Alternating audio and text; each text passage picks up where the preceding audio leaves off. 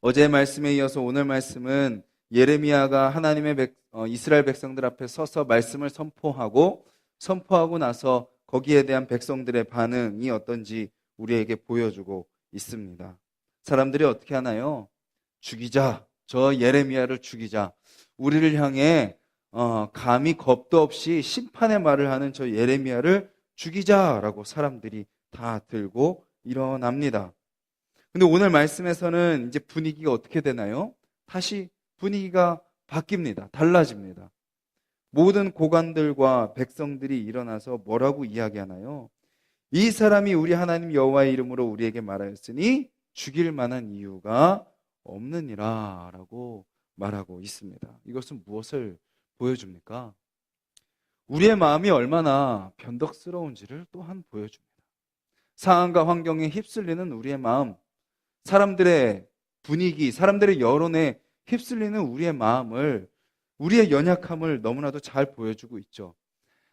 불과 어제 본문에서만 해도 백성들은 어떻게 반응을 보였나요? 제사장들과 선지자들이 저 사람은 죽여야 된다라는 말에 다 동조했습니다. 다 따라갔습니다. 그래서 같이 죽이자고 모든 백성이 들고 일어났었습니다. 그런데 오늘 본문에서는 백성들이 다시 왜 죽이냐라고 이야기하는 거죠. 그들은 왜 그랬을까요? 예레미야가 마지막에 이야기한 15절의 말씀, 어제 본문 15절의 말씀에 보면 이런 말씀이 나옵니다.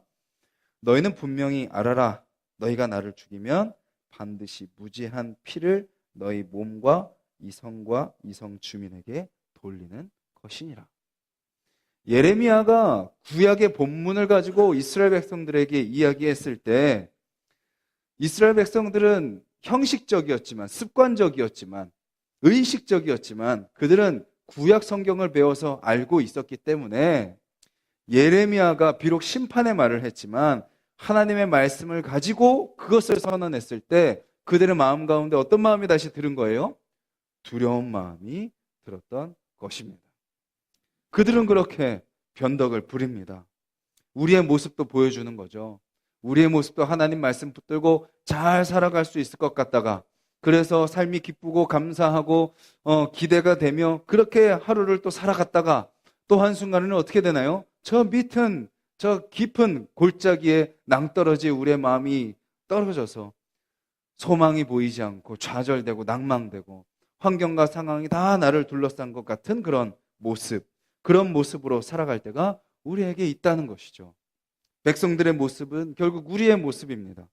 끊임없이 변덕을 부리는 우리의 모습, 끊임없이 상황과 환경 가운데 휩쓸리는 우리의 모습을 너무나도 잘 보여주고 있는 것이죠. 그런 우리를 향해서 오늘 본문은 두 가지의 역사적인 이야기를 보여주면서 우리가 오늘 하루 어떻게 살아가야 되는지를 잘 알려줍니다. 예레미야를 죽이자 그랬다가 다시 죽일 만한 이유가 없다라고 하자 장로 중에 몇 사람이 일어나서 이야기를 합니다. 장로님들은 아마 그 시대의 그 지역의 유지였겠죠. 영적인 지도자들이었을 것입니다. 백성들의 대표였겠죠. 그리고 아마 오늘 본문을 비추어 봤을 때 그들은 성경에 능통한 자들이었습니다. 구약 율법에 또 구약의 역사를 아주 잘 알고 있던 분들이었죠. 그들이 일어나서 뭐라고 이야기를 하나요? 히스기야 시대의 이야기를 하나 하고요. 여호야김 왕의 시대 이야기를 합니다. 히스기야 시대에는 어떤 일이 있었죠? 선지자 미가라는 선지자가 일어납니다. 일어나서 똑같이 심판의 메시지를 선포합니다. 그랬을 때 히스기야가 어떻게 반응하나요? 본문을 보면 이렇게 표현하죠. 19절에 이런 말씀이 있습니다. 19절 같이 한번 다시 읽겠습니다. 유다의 왕 히스기야와 모든 유다가 그를 죽였느냐? 히스기야가 여호와를 두려워하여 여호와께 간구하매 그들에게 선언한 재앙에 대하여 뜻을 돌이키지 아니하셨느냐. 뭐라고 표현한? 히스기야가 어떻게 했다고요? 여호와를 두려워했습니다. 그리고 여호와께 간구했던 것이죠. 심판의 메시지가 전해졌을 때 지금 우리가 살아가는 삶은 전혀 그 심판과 어울리지 않고 그 심판이 오히려 우리를 해하는 것 같이 보일지라도 히스기야는 하나님을 두려워했기 때문에 그 하나님의 말씀 앞에 겸손히 엎드려 순종한 것이죠. 그리고 하나님께 간구했을 때 우리는 잘 알고 있습니다. 하나님이 그에게 선언한 심판, 또 그에게 내려진 개인적인 심판, 그것을 하나님이 다 돌이키셨다는 것을 너무나도 잘 알고 있죠. 그 다음 또 나오는 이야기는 20절부터 나오는 이야기는 여호야김 왕 시대에 일어났던 우리야라는 선지자입니다. 우리야 선지자도 똑같이 예레미야와 같은 심판을 선언합니다. 그런데 모든 사람들과 왕이 어떻게 반응하나요? 지금 오늘 본문과 같이 예레미야를 죽이려고 달리는 사람들과 같이 우리야를 죽이려고 합니다.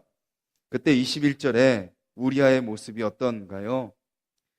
왕이 그를 죽이려 하매 우리야가 그 말을 듣고 두려워 애굽으로 도망하여 간지라.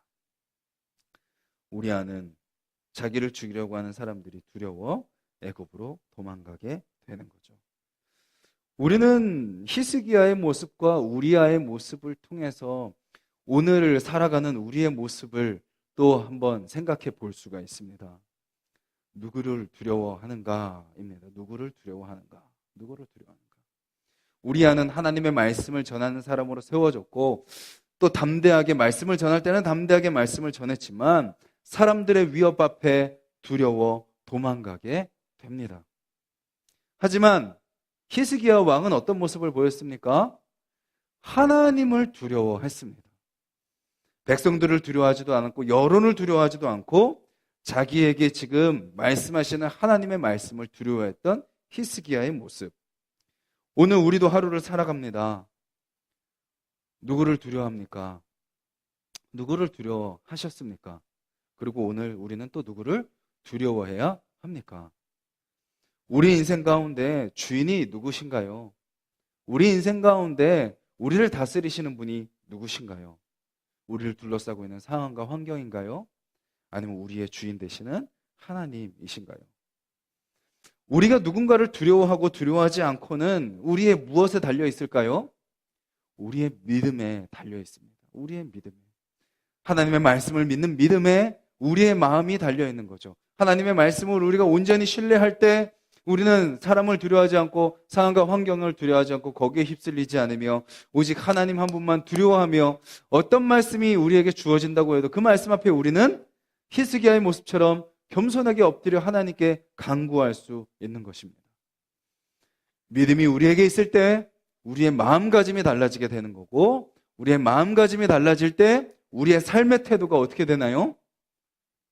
겸손하게 엎드리게 되는 거죠. 다 연결되어 있죠. 우리가 교만할 때 어떻게 되나요? 하나님의 말씀을 신뢰하지 않게 되고 하나님의 말씀을 신뢰하지 않으면 결국 교만으로 출발했지만 끝은 무엇인가요? 두려움의 깊은 수렁 가운데 빠지게 됩니다. 내가 드러났을 때 오히려 내가 완전 죽게 되는 결과가 맺게 되지만 겸손하게 하나님의 말씀 앞에 엎드릴 때 오히려 나를 죽이고 납작 엎드리고 나를 드러내지 않고 나에게 아무 소망이 없다는 걸 인정하고 하나님의 말씀만 신뢰하고 살아갈 때 오히려 그런 우리를 하나님이 어떻게 하신다고요? 단단하게 하시고 세우시고 우리를 통하여 일하신다라는 것을 우리가 바라보아야 됩니다.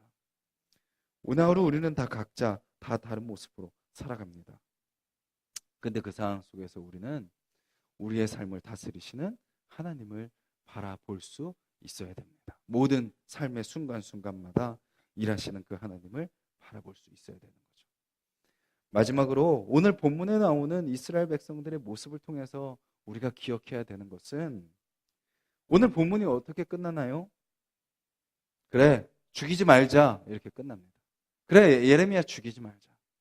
아이감의 손자, 사반의 손자, 사반의 아들 아이감이라는 사람이 나타나서 예레미야를 도와서 그를 죽이지 않게 됩니다. 오늘 우리가 이 본문을 통해서 마지막으로 정리하면서 끝내야 될 부분은 무엇인가요? 이스라엘 백성들이 어떻게 결말을 짓죠? 그래, 그러니까 우리가 하나님의 심판의 말씀 앞에 겸손하게 엎드려서 하나님의 말씀에 순종하자 아니면 불순종하자라고 끝나는 것이 아니라 그냥 예레미야 죽이자 죽이지 말자로 끝납니다. 우리도요, 만약에 이 새벽이요, 내가 새벽 예배 나왔다 안 나왔다로 끝나게 되는 경우가 얼마나 많은지 모릅니다. 새벽 예배 나왔으니까 하나님이 막연히 복을 주겠지. 새벽 예배 내가 계속 하루하루 지켰으니까 하나님이 나의 삶 가운데 그것을 가상히 여겨 그것을 어여삐 여겨서 나의 삶에 뭔가 해주겠지. 이스라엘 백성들의 모습과 똑같은 거죠. 오늘 본문의 본질은 무엇인가요? 하나님의 말씀에, 심판의 말씀 앞에 겸손히 엎드리냐 마느냐입니다. 너희들이 그렇게 살면 죽느냐 사느냐를 이야기하는데, 그 말씀을 전하는 건 알겠는데 감히 우리에게 이런 말을 하는 예레미야를 우리가 죽이느냐 마느냐, 거기서 끝나버리는 거죠.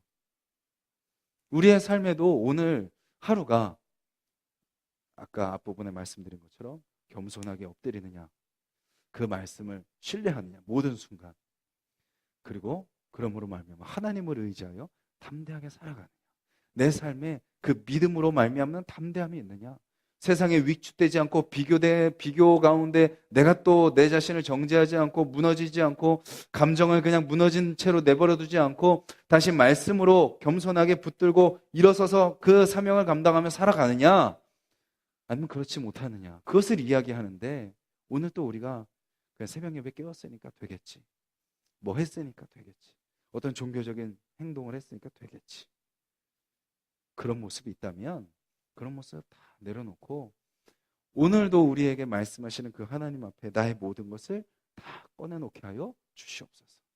하나님, 나의 생각과 나의 마음을 바꿔주시. 이 새벽을 깨운 이 사실이 무슨 의미가 있습니까? 나의 마음이 변화되지 않으면 하나님, 이 새벽을 깨운 것이 무슨 소용이 있습니까? 내 마음을 다 꺼내놓고 주님 앞에 나아갔으면 좋겠고, 그렇게 나아간다면 우리의 종교적인 행위가 어떻든지, 또 반대로 오늘 이 한 번의 새벽이 나를 변화시키는 새벽이 될 줄 믿습니다.